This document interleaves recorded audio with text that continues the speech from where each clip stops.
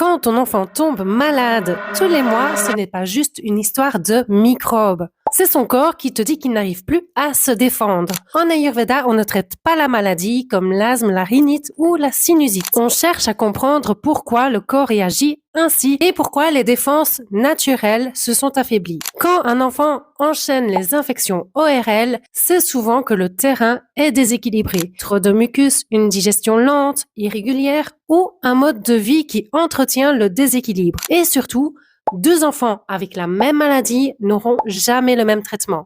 Parce qu'en Ayurveda, on ne soigne pas une maladie, on équilibre le dosha perturbé. Je m'explique.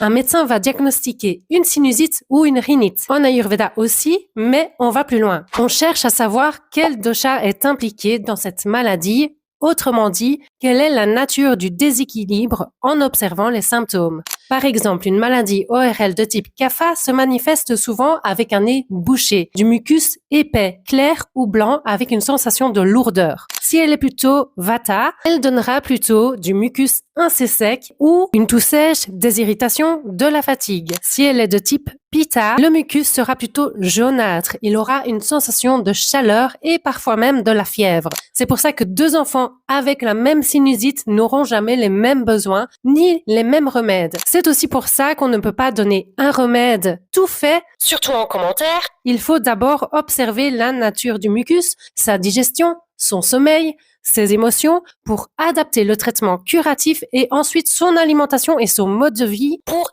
éliminer la cause. Mais je ne te laisse pas comme ça. Il existe une technique ayurvédique très douce qu'on pratique d'ailleurs chez les bébés, mais que beaucoup d'adultes ont oublié, alors qu'elle est bénéfique pour tous les doshas. C'est le Jalaneti, le nettoyage à l'eau salée. Il aide à dégager les sinus, à apaiser les inflammations et à prévenir les infections ORL répétées. Donc il se fait avec un neti-pot où on met de l'eau avec un petit peu de sel. Donc du sel spécial pour le neti-pot. Pour te dire, mon fils a 4 ans et demi et il a choisi le sien, donc il peut le faire dès petit en fait. On fait ça au bébé, je le rappelle. Et donc il a choisi le sien.